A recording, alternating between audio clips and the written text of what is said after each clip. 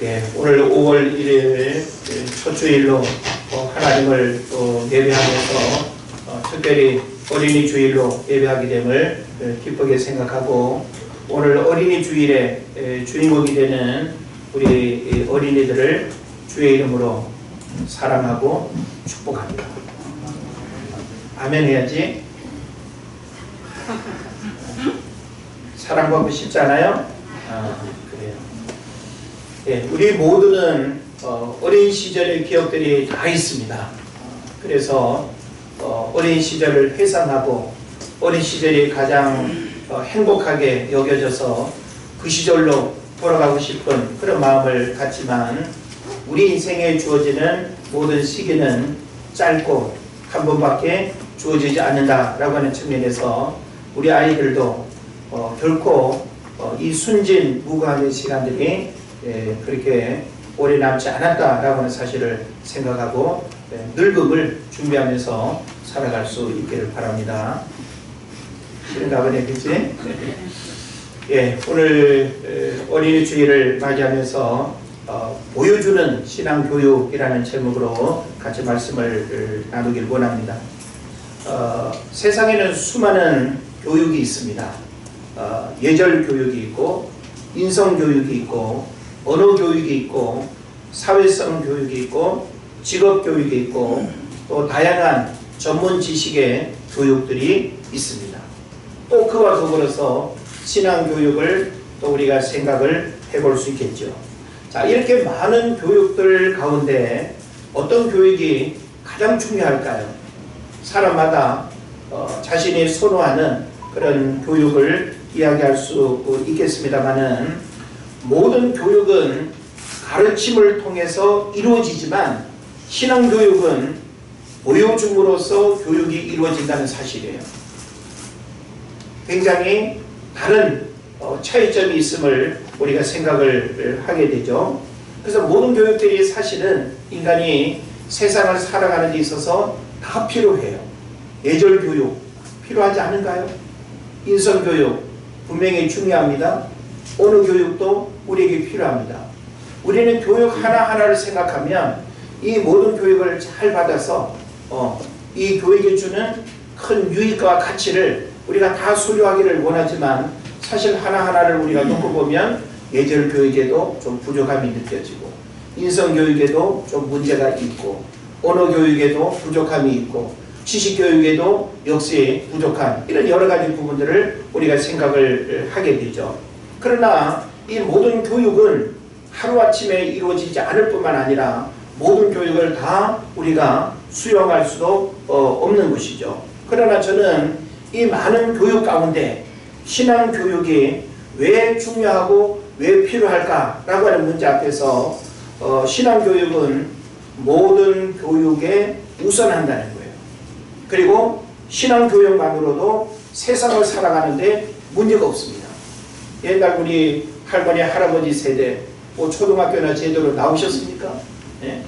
어찌 보면 세상을 살아가는 데 필요한 지식이 많이 부족함에도 불구하고 신앙교육 하나만으로 됨됨이며 인간관계며 살아가는 데 필요한 지혜며 또 어떤 목표를 이루는 일에 있어서의 어떤 또 문제며 또 인생에 찾아오는 수많은 고민과 어려운 일들을 다 신앙교육으로 해결하고, 그리고 건강하게 행복하게 살아왔다라고 하는 측면에서 우리는 신앙교육의 중요성을 다시 한번 우리가 생각하게 되는 것입니다. 그럼 오늘 신앙교육은 어떻게 이루어지고 있을까요? 자, 여러분이 하나님 앞에 예배하는 모습은 있지만 신앙교육이라고 하는 부분을 여러분 언제 어떻게 갖고 계시나요? 우리는 교육하면 특별한 시기에 특별한 대상에게만 주어지는 것으로 국한시키는 경향들이 있습니다. 그래서 내 나이에 내가 지금 교육받게 생겼냐고. 그래서 교육이라고 하는 문제는 어린아이들에게만 필요한 걸로 생각하고, 더 이상 교육을 통한 변화와 다듬어짐의 그런 기회들을 우리가 자꾸 놓쳐버리는 거예요. 그러니까 인간의 본성적 어떤 부분들만 우리를 이렇게 지배하게 되는 그런 문제들이 있음을 보게 되는 것이죠. 자, 우리가 교육을 이야기할 때 우리나라 이 한국 교육도 세계에서 주목받는 그런 교육임에 틀림이 없지만 교육에 대한 이렇게 공부를 해보면 이스라엘 자녀 교육에 대한 부분들이 모든 나라마다 이렇게 아주 중요한 모델로 언급이 되죠. 이스라엘은 자녀 교육을 민족과 혈통의 정체성을 되물림하는 데 있어서 중요한 수단으로 생각을 합니다. 그래서 유대인의 자녀 교육은 수많은 책을 통해서 소개되고 있고 강조해도 지나치지 않습니다. 저도 유대인의 자녀 교육법 등등에서 참 수많은 저자들이 유대인의 자녀 교육이 어떻게 이루어지고 있고 그 독특하고 특별한 유대인 자녀 교육이 유대민족을 오늘날 세계 속에 어떻게 만들었는지, 유대인들이 세계 속에서 어떤 영향력을 미치며 살아가고 있는지, 그래서 그 모든 결과적인 원인들이 바로 유대인의 신앙, 자녀 교육에 있다라고 하는 사실을 분명히 언급을 하는 겁니다. 그래서 이스라엘의 교육 형태는 크게 두 가지로 나눌 수가 있습니다. 바벨론 포로 이전에는 수천 년 동안 학교가 없었습니다. 아담과 아브라함으로부터 시작하여 부모가 성경과 전통을 가르쳤어요. 구전에서 구전으로 가르치고 또 그냥 이어받는, 이게 이제 전부였다라고 하는 사실이죠. 그러다가 이스라엘 백성이 하나님 앞에 영적인 타락과 불법으로 인해서 북이스라엘도 남유다도 멸망을 당하게 되죠. 그래서 바벨론의 포로로 끌려가게 됩니다. 그 이후에는 성전도 없어지고 그들이 모일 수 있는 신앙교육을 받거나 예배할 수 있는 그런 공동체가 다 사라진 거예요. 그래서 이 바벨론 포로 생활 가운데 회당을 만들었습니다. 거기에서 예배드리고 가르치고 전통을 존수하는 일들을 하기 시작했습니다. 그래서 이스라엘 부모들은 가정에서 4가지를 교육한다고요. 오늘 여러분이 유대인 가정에서 교육하는 그 4가지의 내용들을 우리가 살펴보면서 우리가 똑같이 할 수는 없지만 유대인 자녀 교육의 핵심이 무엇인가라고 하는 사실을 우리가 생각해 보면서 우리가 빠뜨리고 있는 게 무엇인지, 무엇을 우리가 선택할 수 있는지를 여러분이 생각해 봤으면 좋겠습니다. 먼저 아이들이 말을 배우기 시작하면 그때부터 신명기 6장 4절로 9절에 있는 말씀을 외우게 합니다. 우리는 주기도문을 외우고 사도신경을 외우고 하죠. 그런데 유대인은 쉐마라고 해서 이스라엘아 들으라. 뭘 들으라 되겠어요? 바로 창조주 하나님을 기억하고 그 하나님을 인생 가운데 삶의 주인으로 모시고 일평생 그 하나님을 쫓아서 살아야 된다라고 하는 그런 신앙 고백, 이게 바로 신명기 6장 4절로 9절까지 있는 말씀이 됩니다. 그래서 이 말씀을 아이가 말을 배우기 시작할 때부터 이것을 반복해서 읽게 하고 외우게 하고, 그리고 이것을 매일매일 입버릇처럼 고백하게 함으로써 그 자녀가 바로 신명기 6장 4절로 9절의 말씀이 머리에 그냥 각인이 되고 인이 박히도록, 그래서 어떤 상황 속에서도 그 신명기 6장 4절로 9절의 말씀이 그 아이의 생각을 지배하고 그 모든 삶을 이끌어 가도록 그렇게 하는 것이죠. 예. 그러니까 어떤 교육도 이 신앙 교육에 우선할 수가 없는 거예요. 말을 배우기 시작하는 때부터 신명기 6장 4절로 9절의 말씀을 딱 집어넣으니까 다른 것들이 자리 잡을 수가 없는 거예요. 그래서 이 신앙 교육이 가장 본질적인 교육으로 이루어지고 있다는 하는 거죠. 그 다음에 두 번째로는 아침마다 아이들을 이제 함께 식사하면서 아이들과 함께 이제 그 경건의 시간을 갖습니다. 그래서 테리트라는 긴 옷을 걸쳐 입게 하고 그 위에 지제트라는 푸른 천을 늘어뜨리는 장식의 옷을 걸치게 합니다. 그러니까 하나의 어떤 예복을 갖추어 있는 거죠. 반바지에 뭐 팬티 바람에 이게 아니라 적어도 하나님을 예배한다라고 할 때 부모가 자 얘들아 모이자, 자 우리 가족들 모인다 그러면 바로 이런 복장을 딱 갖추고 이제 모이는 거예요. 자 그래서 기도하는 습관과 말씀을 묵상하는 습관을 어릴 때부터 부모와 함께 한다는 거예요. 예? 부모는 설거지하고 부모는 뭐 화단에서 뭐 잡초 뽑고 너희들은 성경 읽어라, 너희들은 성경을 써라, 이게 아니라 부모가 함께 자녀들과 함께 이런 경건 생활에 대한 어떤 모범을 기도와 말씀을 이렇게 묵상하는 그런 부분들을 이렇게 어려서부터 실천을 한다는 것이죠. 그 다음에 세 번째로는 테피린이라고 하는 조그만 상자를 만들어서 한 개는 팔목에 차고 또 하나는 머리에 가죽끈으로 묶어서 이마에 붙이기도 합니다. 많이 보셨을 거예요, 여러분이. 자, 그래서 이 가죽 상자 안에는 오늘 본문 쉐마가 쓴 종이가 들어있습니다. 손에 매는 것은 무슨 일을 하든지 모든 일에 있어서 하나님의 은혜가 있어야 한다는 것을 가르치기 위해서 팔목에다가 매는 것입니다. 또 이마에 붙이는 것은 사람의 지혜와 생각이 머리에서 나는 것인데 불완전한 인간의 지식이나 경험보다 하나님의 지혜의 말씀이 더 먼저 떠올라야 된다라고 하는 그런 측면에서 여기 이마 위에 작은 상자를 이렇게 묶어서 달고 다니는 것입니다. 그래서 하나님의 말씀을 먼저 생각하라는 뜻으로 이마에 하나님의 말씀을 쓴 테피린을 붙이는 것이죠.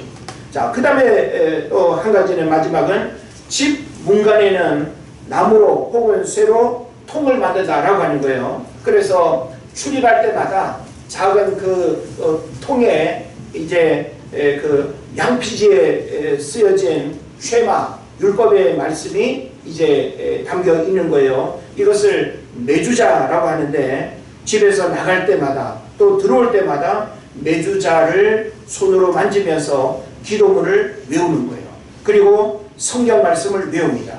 그래서 하나님께서 지금부터 영원토록 너의 출입을 지키시리로다 라고 하는 이런 고백을 이제 내주자라고 하는 하나님의 말씀을 이렇게 터치하고 출입을 한다라고 하는 것이죠. 그리고 그곳에 입맞춤을 하기도 한다라고 합니다. 자, 어찌 보면 우리 이 가정의 어떤 분위기와 우리 가정과는 너무나 다른 그런 어떤 모습을 우리가 생각을 해볼 수 있죠. 자, 그런데 아이들은 이런 어떤 배경 속에서 자연스럽게 부모로부터 신앙교육이 이루어지고 부모로부터 가르침을 받은 대로 아이들은 자연스럽게 유대인의 정체성을 터득하게 되고 유대인으로 살아가는 그 어떤 삶의 가치와 삶의 내용을 의심 없이 당연히 그렇게 살아야 되는 걸로 일평생 살아가는 거예요. 그러니까 하나님의 말씀이 이끌어가는 그 삶이 그들의 인생에 얼마나 소중한 가치가 되며 그들이 결코 세상과 이렇게 짝하거나 타협함이 없이 오직 하나님의 말씀이 이끌어가는 구별된 삶을 살아가는 그런 민족이 된다라고 하는 사실이죠. 자, 저는 여러분에게 이와 같은 이야기를 먼저 전하면서 우리 아이들은 부모의 뒷모습으로 자신을 만들고 자란다고 합니다. 사실 우리가 아이들을 보면 그 집안의 분위기가 느껴지고 그 가정의 언어 생활들도 보여지고 엄마 아빠의 습관이며 집안의 모든 풍경들이 아이들의 모습을 통해서 다 노출이 돼요. 그것도 여러분 아시지 않습니까? 예? 일부러 가르치지 않아도 아이들은 가정에서 엄마 아빠의 언어 습관, 엄마 아빠의 어떤 듣고 배우는 그 모든 것들이 자연스럽게 그냥 이렇게 집 밖에서 다 노출이 되는 것이죠. 그래서 우리가 아이들이 놀고 말하는 걸 보면 집안의 분위기가 이렇구나. 아무리 예수 믿는 가정이라 하더라도 아이들의 언어 생활을 보면 집안의 영적인 분위기도 우리가 가늠할 수 있는 것입니다. 자, 그래서 우리가 눈 마주치고 좋은 이야기 해주고 웃어주는 것도 중요하지만 부모가 어떻게 살아가는지를 보고 더 많이 배우게 되는 것이죠. 그래서 부모의 역할이라고 하는 것은 단순히 돈 많이 벌어서 하루가 멀다고 삼겹살 구워 먹고 어디 놀러 가고 캠핑 가고 이게 부모 역할이 아니에요. 여러분이 정말 여러분의 자녀들이 부모에게 뭘 원하는가를 여러분이 한번 물어보시고 그런 부분들을 우리가 헤아린다면 단순히 자녀가 부모에게 요구하는 것은 육신의 어떤 편리함만이 아니라고 하는 사실을 알아야 됩니다. 아이들이 자기 마음의 생각들을 다 표현하지 않아서 그렇지 부모에게서 여러 가지 불편하고 또 말할 수 없는 그런 여러 가지 이런 어떤 부정적인 어떤 모습들이 얼마나 많은지 우리가 모르는 것입니다. 그러니까 겉으로 보여지는 어떤 모습이 우리 아이들에게 어떤 영향을 주고 있는가라고 하는 사실을 우리가 잘 생각해 봐야 된다는 것입니다.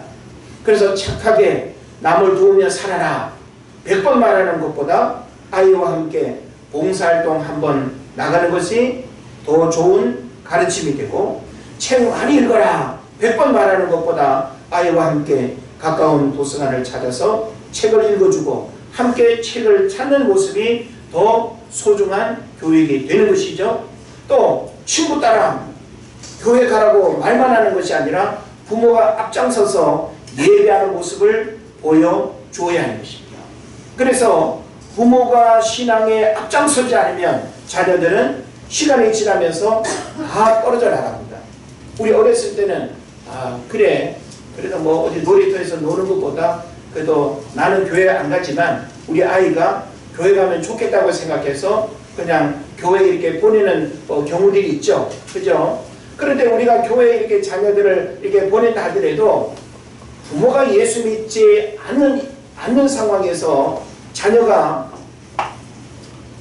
신앙생활을 잘하기가 결코 쉽지 않습니다. 여러분 이해하시죠? 예.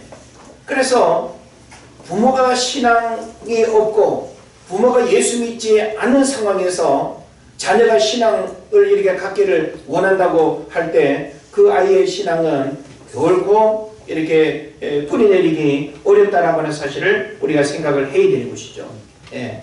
그래서 부모가 신앙에 앞장서지 않으면 자녀들은 시간이 지나면서 다 떨어져 나가요.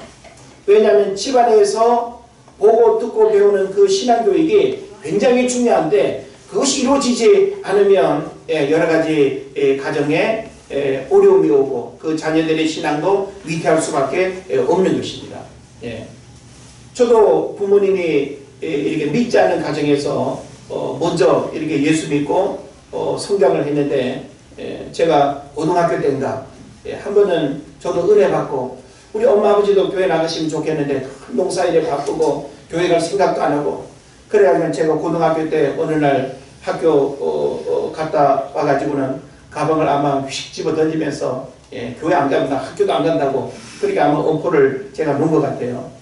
그 말이 무서웠던지 우리 어머니부터 교회를 나가기 시작하면서 벌써 지금까지 30년이 넘는 세월 동안 그래도 신앙생활 이렇게 하시는 그런 모습이 얼마나 감사한지 모릅니다. 그러니까 자녀가 부모를 신앙으로 이끄는 거 결코 쉽지 않습니다. 부모의 신앙이 자녀에게 영향을 줄 수는 있어도 자녀가 참 부모와 어떤 형제를 이렇게 구원하는 일이 결코 쉽지 않다라고 하는 사실을 생각해 볼 수 있는 것이죠. 그래서 자녀들에게 삶을 말로 가르치려 하지 말고 있는 그대로 삶에서 행동으로 보여줄 때 진정한 자녀 교육이 이루어진다라고 하는 사실을 오늘 여러분이 깨달았으면 좋겠습니다. 그래서 저는 여러분의 자녀들이 부모의 신앙 교육을 통해서 어떻게 보여지고 있고 어떤 영향을 받고 있는가라고 하는 사실을 우리가 점검을 해보면서 뭔가 시간이 지났다 할지라도 뭔가 놓쳐버리고 뭔가 아쉬움이 있는 그런 부분들이 있다고 한다면 여러분의 자녀들을 위해서 어떻게 해야 될까요? 우리는 다시금 우리의 자녀들이 하나님 앞에서 신앙으로 바르게 살아가고 하나님을 인생의 주인으로 모시고 살아갈 수 있는 이런 일들이 회복되어야 될 줄로 믿습니다.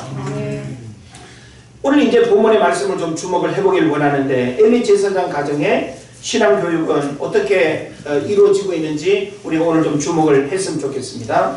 자, 엘리 제사장이 이제 주인공으로 등장을 하는데 이 엘리라고 하는 말은 가다, 올라가다 의미를 가지고 있는데 히브리어 알라에서 유래했고요.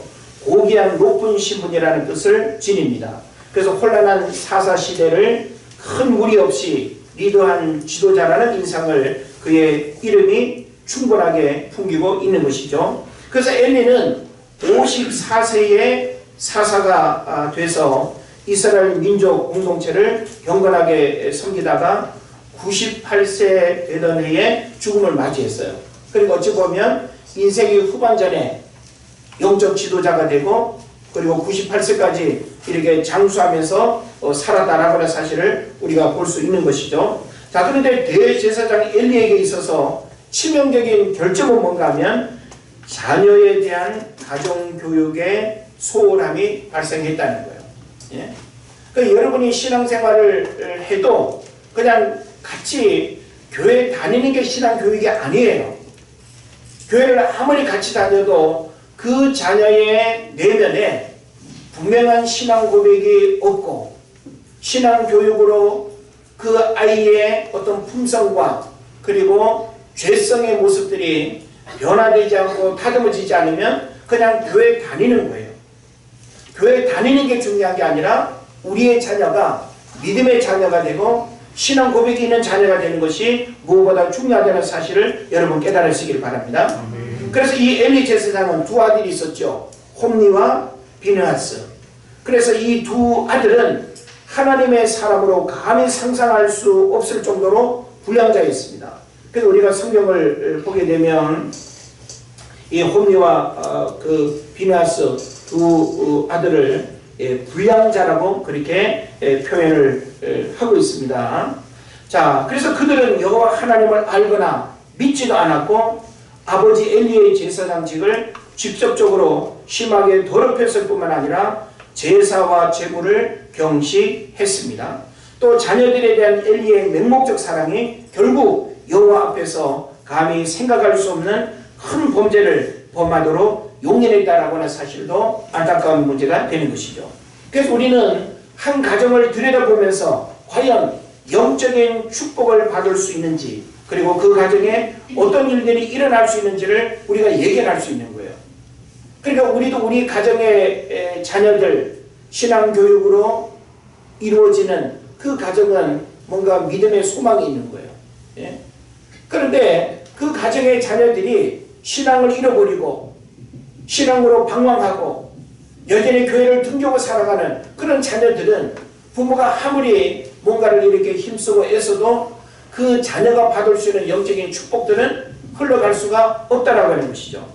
그런 면에서 엘리와 엘리의 두 아들은 사사시대 제사장이었죠. 그러나 엘리는 간절히 기도하던 한나의 모습을 보고 술 취했다고 이렇게 표현할 만큼 하나님이 또 사무엘을 부르시는 것을 세 번째나 되어서야 깨달을 정도로 영적으로 둔한 모습을 우리에게 보여주고 있습니다. 그래서 제사장이지만 영적인 민감성이 일상에 드러나고 있는 이 불안함의 모습들은 그 가정이 어떤 모습으로 변할까라고 하는 사실을 우리가 예견할 수 있는 것이죠. 그러니까 우리의 가정도 역시 마찬가지예요. 우리의 가정이 하나님을 예배하는 가정, 하나님을 진정으로 사랑하고 오직 하나님만을 두려워하는 가정, 끊임없이 하나님을 예배하고 성전을 출입하는 일을 즐거워하는 그런 믿음의 가정이라고 한다면 그 가정은 하나님이 책임져 주시는 특별한 은혜를 우리가 예견할 수 있는 거예요. 그런데 신앙이 겉돌고 하나님이 그 삶의 중심이 되지 못하고 여전히 먹고 마시는 세상적인 가치관에 매몰되어 있다고 한다면 부모나 그 자녀들은 신앙이라고 하는 호울만 가지고 있지 진정한 그 축복을 누리기가 어렵다라고 하는 것입니다. 그리고 성경은 엘리의 눈이 어두웠다고 거듭 말합니다. 또 의자에서 뒤로 넘어져 목이 부러져서 죽을 정도로 살이 찌고 비대했다고 말합니다. 아니나 다를까 엘리가 재직하던 그 시대는 하나님의 말씀이 희귀했다라고 표현하고 있죠. 그러니까 제사장을 통해서 엘리 제사장을 통해서 살아있는 하나님의 말씀이 가감없이 선포되고 엘리 제사장뿐만 아니라 그 시대의 백성들이 하나님의 말씀으로 복을 누리는 그런 삶을 살아야 되는데, 우리가 성경을 통해서 보게 되면 이 엘리 제사장이 하나님과 백성들의 영적인 통로가 막혀 있는 거예요. 예? 혈관으로 치면 동맥경화처럼 피가 돌고 생명이 흘러가고 축복이 흘러가야 되는데, 엘리 제사장으로부터 영적인 민감성이 사라지고 신앙의 자녀 교육이 이루어지지 않고, 그리고 몸은 비대하고, 이것이 여러 가지 불길한 부정적인 어떤 징조를 우리가 이제 바라보게 되는 것이죠. 이런 엘리를 닮아서 그의 두 아들은 주님께 바치는 제물을 탈취하고 음란을 행했습니다. 엘리는 그런 사실을 알면서도 아들들을 아주 따끔하게 훈계하지 않고, 그 이야기를 들었음에도 불구하고 그 문제를 심각하게 이렇게 시시비비하지 않았다라고 하는 것입니다. 그래서 주님은 엘리의 집안이 한순간에 무너지도록 하십니다. 아브라함과 엘리의 모습은 자녀 교육에 대해 대조되는 모습을 우리에게 보여주고 있어요. 아브라함은 이삭, 야곱, 그 다음에 요셉으로 이어지는 이 신앙의 대물림의 그 역사가 어떻게 흘러가고 있는지를 여러분 다 기억하지 않습니까? 예? 아브라함의 믿음이 그 이삭에게, 그리고 또 야곱에게, 또 요셉에게 흘러가는 그런 어떤 걸 보게 되면, 신앙 교육이라고 하는 것은 단순히 우리 집은 믿는 집안이니까 다 믿어야 돼, 이거 하나만 가지고 되는 게 아니에요. 그러니까 신앙 교육은 어떤 면에서는 끊임없는 집안의 영적 싸움이 주어진다는 사실도 여러분 알아야 됩니다. 그냥 교회가 붙어있는 그것만으로 우리의 집은 안전하다, 예수 믿는 집안이라고 말할 수 없다라고 하는 사실이죠. 그래서 사무엘상 2장 29절을 보면 하나님께서 엘리를 책망한 내용이 나오는데, 하나님보다 아들을 더 중히 여겼다고 표현하고 있습니다. 하나님보다 누구를?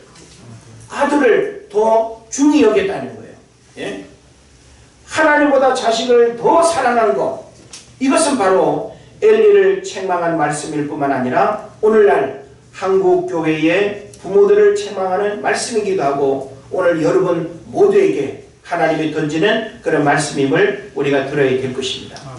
자식 사랑으로 인해 결국은 우선순위에서 하나님이 빠지고 자녀가 된 것입니다. 엘리 제사장의 이 자녀 교육 실패는 자식을 사랑하지 않았기 때문이 아니라 그 반대로 자녀를 과도하게 사랑한 것입니다. 주의를 지키고 예배하고 하나님을 인생의 주인으로 모시고 하나님의 인도함을 받는 그런 법을 가르쳐야 되는데, 우리의 자녀들을 너무나 과도하게 사랑해서 결정적인 신앙교육의 그 타이밍을 다 놓쳐버리고 이제는 더 이상 후회해도 그 시절로 다시 돌아갈 수 없는 이런 일들이 우리 삶 가운데 일어나는 것입니다. 자식을 너무 사랑해서 부모가 오늘날 어떻게 하고 있습니까? 신앙보다 공부가 더 중요하다고 가르칩니다. 나중에 어른 되면 열심히 믿어라. 여러분 가운데 그런 마음 갖고 계신 부모가 있습니까? 예? 그 생존 경쟁 속에서 지금 너가 열심히 공부 안 하면 너 어떻게 살려고 그래? 현실의 그 내목함만을 중요하게 여기고 그 아이들의 신앙은 액세서리 정도로 생각하고 공부가 더 중요하다고 생각한다고 한다면 부모 입장에서 철저하게 회개해야 됩니다. 우리의 자녀들이 신앙 없이 이 시대를 살아간다는 것은 죄 가운데 살아가도록 내버려 두는 거예요. 그로 인한 파급 효과가 부모에게 어떤 모습으로 되돌아올지 여러분 모르십니까? 또 신앙보다 학교 시험이 더 중요하고 시험 끝나고 교회 가라고 한다면 이 또한 부모의 잘못된 생각입니다. 시험 분명히 중요할 수 있죠. 그런데 시험 때문에 주일 빠지고 놀러가는 것 때문에 빠지고, 여러분에게 있어서 삶의 우선순위가 신앙이라고 한다면 그 신앙 이외의 것들은 모든 우선순위에서 밀려나야 되는 거예요. 그런데 우리는 신앙을 너무 쉽게 바꾸어버리고 너무 쉽게 육신의 일들에서 바꿔버리는 그런 문제들을 보게 됩니다. 또 좋은 대학 들어가면 교회 마음대로 다니라고 하지만 대학 가서 자기 마음대로 교회를 안 갑니다. 예? 이런 모습들이 바로 오늘 우리 모두에게 있는 것이죠. 자녀가 신앙이 우선순위가 되지 못하고 공부나 돈이나 운동이나 친구나 세상을 더 좋아하면 반드시 탈선하고 더 많은 대가를 지불하게 되고 후회와 불행의 한숨을 짓게 된다는 사실을 여러분 깨달아야 됩니다. 여러분 신앙 없이 여러분의 자녀가 지금 돈 열심히 벌고 돈 많이 버는 거 결코 부러워하지 마십시오. 돈을 버는 그것이 얼마나 큰 화가 된다는 사실을 여러분 모르십니까?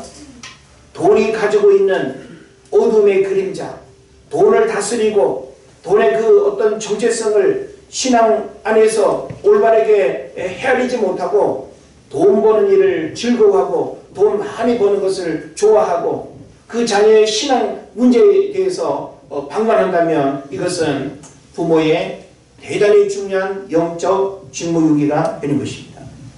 그 어떤 기도보다도 자녀들을 축복하고 자녀들의 영혼을 눈물로 기도해야 하고 영적으로 잘 되도록 신앙의 모범을 보여야 됩니다. 부모가 아무리 바빠도 아무리 할 일이 많아도 자녀 교육은 그냥 부모 울타리 안에 있는 그것만으로 이루어지는 게 아니에요. 저도 저의 아이들을 이렇게 키우면서 목회자 자녀라고 해서 아이들이 신앙 문제에 고민하지 않아도 될 만큼 그냥 신앙생활을 잘하게 되나요? 절대 그렇지 않습니다.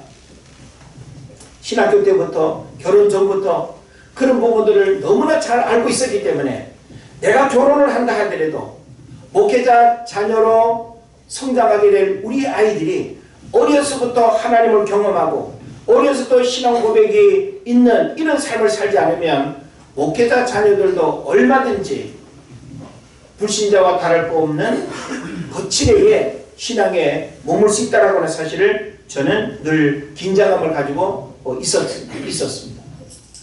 그런 면에서 우리 아이들뿐만 아니라 우리 가정의 모든 아이들의 이 신앙이 얼마나 중요한가라고 하는 사실을 우리가 생각을 해야 되는 것이죠.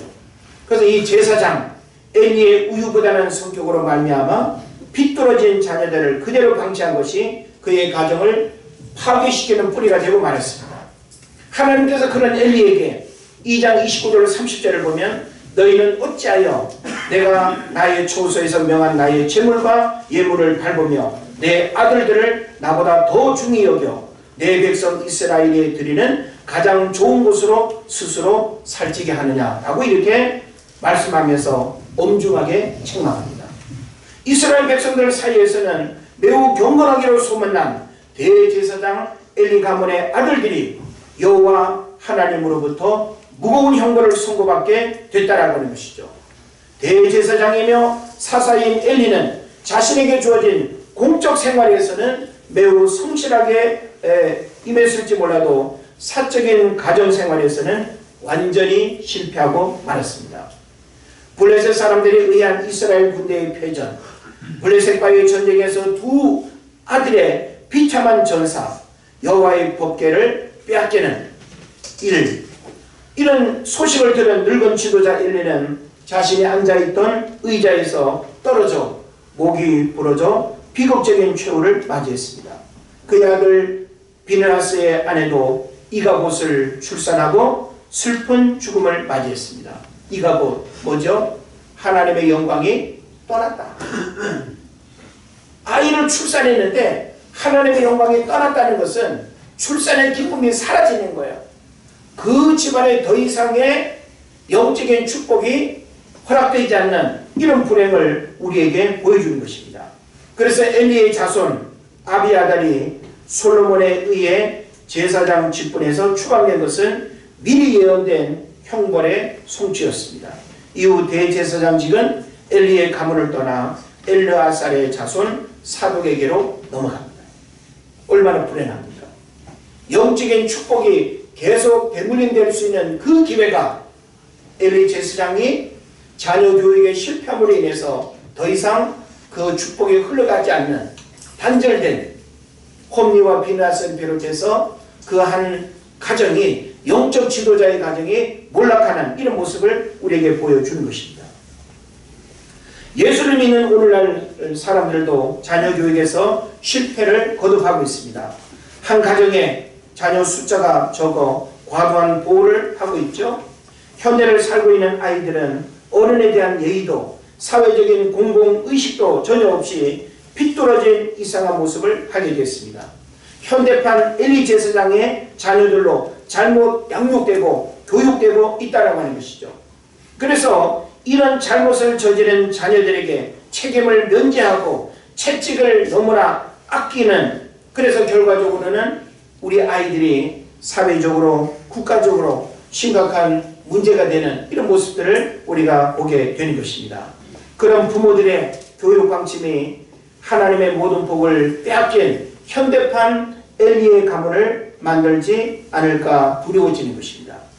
우리들에게 맡겨진 자녀들은 어른들의 개인적인 사유물이 아니라 나라와 민족과 세계를 책임질 하나님의 소유인 것입니다. 하나님의 입장에서 책망과 때로는 채찍을 들어서라도 참다운 미래 지도자로 만들어야 되는 것이 바로 부모에게 주어진 신앙교육의 역할이다라고 하는 사실을 생각하게 되는 것이죠. 자, 우리가 늘 이야기하듯이 자녀의 신앙교육은 하루아침에 완성되는 것이 아닙니다. 부모가 게으르면 그 부모 게으름의 영향이 아이들에게도 그대로 전달되는 거예요. 부모가 깨어있고 부모가 성령 충만하고 부모가 기도하면 그 자녀들에게 그것이 흘러가고 영향을 받게 되는 거예요. 그러므로 자녀들은 어떤 부모 밑에서 내가 보살핌을 받고 어떤 부모의 신앙교육을 받느냐에 따라서 그 자녀들의 신앙교육이 달라진다라고 하는 사실을 여러분 깨달으시기를 바랍니다. 아멘. 부모가 보여주는 신앙의 모범이 없으면 형식적인 신앙이 되고 영적인 축복은 일평생 기도 제목에 머물게 돼요. 영적인 축복을 한 번도 누리지 못하고 그냥 기도 제목에만 머문다고 한다면 이 얼마나 안타까운 일입니까? 자, 예수님은요 12제자를 선택한 후에 모든 사역의 모범을 보여주었습니다. 말로 가르치지 않았어요. 반드시 몸으로 실천하고 행동으로 교훈을 주었습니다. 그리고 예수님의 마지막 보여주신 교육의 핵심은 뭘까요? 십자가의 죽음이었습니다. 예수님은 능력이 많으신 분이기 때문에 앉아서도 말로도 모든 능력을 다 행하실 수 있는 분이에요. 그럼에도 불구하고 예수님은 몸소 제자들과 함께 동고동락하면서 몸소 예수님의 모든 사역을 보여주면서 그 제자들이 보고 배우도록 가르치는 이런 모습을 우리가 보게 되는 거죠. 그래서 예수님은 마태복음 19장 이하를 보게 되면 아무든지 나를 따라오려거든 자기를 부인하고 자기 십자가를 지고 나를 따라야 된다고 당당하게 말씀하실 수 있었던 거예요. 예. 사도 바울도 그런 고백하지 않습니까? 내가 그리스도를 본받는 자 된 것 같이 너희는 나를 본받으라. 우리의 부모가 이런 신앙 고백을 할 수 있으면 좋겠어요. 자녀들에게. 예? 예아야, 시아야, 송아야, 엄마 아빠가 예수 믿는 것처럼 너희들은 이렇게 믿어라. 이런 어떤 샘플이 돼야 된다는 거예요. 그런데 뭐 늦잠 자고 막 게으르고 기도도 안 하고 그러면서 아이들에게 그 어떤 기대감만 가지고 열심히 믿어라, 열심히 읽어라, 말로 가르치는 교육은 안 된다는 거예요. 예? 어느 가정이든지 어느 부모든지 우리의 자녀들이 여러분이 정말 잘 되기를 바란다면 예, 눈으로 보여주는 교육이어야 되는 것입니다. 말로 하는 교육은 먹히지 않습니다. 말뿐인 교육은 절대 먹히지 않는다라고 하는 사실이죠. 여러분의 자녀들이 세상에서 성공하고 행복하고 인정받는 사람이 되기를 원한다고 한다면 신앙의 모범이 되는 교육을 해야 되는 것입니다. 신앙교육은 보여주는 것이고 앞장서는 것입니다. 경건한 믿음 생활이 무엇인가를 보여주어야 됩니다. 예배 생활에 본을 보여야 하고 기도 생활에도 본을 보여야 됩니다. 예? 부모가 본을 보이지 않으면서 교회 가라, 누구랑 교회 가라, 이게 됩니까 안 됩니까? 안 돼요. 여러분 신앙은 그냥 머릿속으로만 교회 가면 좋은데 예배하면 좋은데, 기도하면 좋은데, 새벽에 일어나면 좋은데, 이것 가지고는 아무것도 이루어질 수 없습니다. 여러분이 힘들고 어렵지만 내가 일어나는 수고, 성전을 출입하는 열심, 내 신앙을 고백하는 그 믿음, 이것이 자연스럽게 아이들에게 보여지고 전달되는 거예요. 예? 어떤 가정은 집안에 어려움이 있을 때 자녀들에게 어려운 문제를 하나도 이야기를 안 한대요. 상처받을까봐. 그래서 엄마 아빠만 기도한대요. 그러면 그 자녀들이 집안에서 일어나는 어려움 일들을 하나도 모르는 게 여러분 복일까요? 어려움의 일들을 함께 공유하면서 이 어려움 일들을 함께 하나님 앞에 기도해서 그 어려움의 일들을 응답하신 그 하나님을 경험한다면 그 아이들이 뭘 배우는 거예요? 기도의 능력을 배우는 거예요. 기도 응답의 역사들을 경험하는 거예요. 함께 공유하는 것이 대단히 중요한 것입니다. 좋은 일도 우리가 함께 공유해야 되지만 어려운 일이라고 해서 아이들이 들으면 안 되고 또 아이들이 몰라야 된다고 생각하는 것은 하나님을 그 가정에 드러내지 않는 거예요. 하나님을 그 가정에 드러내기를 원한다면 이런 부분들이 달라져야 되는 것입니다. 여러분, 장로님, 권사님, 중직자 가정의 자녀들이 신앙을 떠나는 경우들이 많은 걸 여러분 아시죠? 목회자 가정도 역시 마찬가지예요. 여러분 가정도 해당되는지 모르겠습니다. 근데 제가 어느 목사님 이야기를 들으면서 아, 그렇구나. 제가 굉장히 놀라운 이야기를 들었는데, 자, 장로님, 권사님, 중직자 가정의 자녀들이 신앙을 떠나는 경우들이 많은데 그 이유가 뭔지 아십니까? 왜 그런가 하면 교회 갔다 오면 자녀들 앞에서 교회가 어떻고 저쩌고 목사님 설교가 어떻고 저쩌고 험담하기 바쁘다는 거예요. 예? 집안에서 자녀들 보는 앞에서 부부가 그래도 이야기한다면 좀 다행인데 아이들 앞에서 그냥 설교하듯이 교회 얘기를 부정적인 이야기를 다 쏟아내고 목사님에 대해서 부정적인 이야기를 다 쏟아내면 그 어느 교회를 가게 되든지 그 교회를 가게 될 때 목회자로부터 그 아이가 갖게 되는 그 잘못된 선입견이 말씀이 들어오겠습니까? 그러니까 신앙이 자라지 않는 거예요. 그러니까 결국은 그 중직자된 부모의 신앙도 문제가 되지만 그 자녀들도 영적인 축복을 받지 못하는 그런 문제가 생긴다는 이야기를 제가 듣습니다. 또 목회자 가정에 자녀들이 탈선하고 교회를 등지는 경우들이 또 많다고 합니다. 왜 그럴까요? 작은 교회 목회장에서 저는 솔직히 이렇게 스트레스 받는 일이 그렇게 크진 않습니다만은 교회가 덩치가 크고 조직이 비대하고 사람들이 많으면 더 많은 고민과 어려움들이 많겠죠. 그래서 목회자가 집에 돌아오면 막 김장로, 이장로 막 그냥 이야기하고 목회자 괴롭히고 스트레스 받게 하고 힘들게 하는 그런 이야기를 또 목회자가 또 자녀들에게 막 이야기를 한다는 거예요. 풀 데가 없으니까. 진영아 이리 와봐. 아빠가 말이야 오늘 교회에서 설교했는데 지나가면서 어느 누가 이러더라 저러더라 이런 이야기를 막 한다는 거예요. 그러면 그 목회자 자녀가 교회에 예배할 때 그 김장로, 이장로, 최권사, 박권사 그런 사람들을 어떤 안목으로 보겠어요? 신앙이 들어가겠어요? 그러다 보니까 결국은 목회자 자녀라고 하는 껍데기는 있는데 신앙이 들어가지 않아서 결국은 탈선하고 교회를 등지는 그런 일들이 일어난다는 것입니다. 이제 말씀을 정리합니다. 절대로 부모는 가정에서 목회자에 대해서 교회에 대해서 부정적인 말을 주고받으면 백해무익하다는 사실을 알고 자녀들 신앙이 망하지 않도록 자녀들 앞에서 절대 긍정적인 말만 해야 할 줄로 믿습니다. 부모가 무엇을 보여주느냐에 따라서 자녀들은 달라지는 거예요. 설령 교회에 안 좋은 모습이 있고 목회자의 연약한 모습을 여러분이 보고 안다 할지라도 그런 부분들을 자녀들에게 이야기해가지고 뭐가 좋은 일이 되겠습니까? 근데 그런 부분들은 바로 신앙을 망가뜨리는 원인이 된다는 것을 우리에게 말해주고 있습니다. 자, 저는 부모가 무엇을 보여주느냐에 따라서 자녀들이 달라진다는 것을 말씀드리고 싶습니다. 늦지 않았습니다. 지금부터라도 앞과 뒤가 다른 모습이 아니라 말한 대로 행동하고 실천하는 부모가 되어야 하고, 부모가 앞장서서 헌신하고 봉사하고 충성하는 가정이 될 때 영적인 축복을 누리는 은혜가 일어나게 될 줄 믿습니다.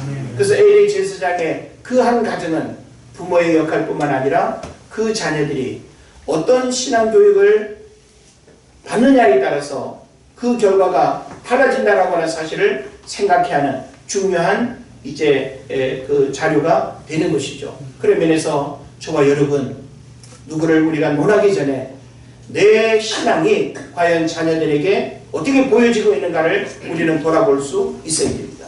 여러분의 신앙이 자녀들에게 아름다운 도전을 주고 모범적인 그런 신앙의 모범을 이렇게 보여줌으로 인해서 하나님 앞에 영광 올려드리는 믿음의 가정 되기를 주의 이름으로 축원을 드립니다. 기도하겠습니다.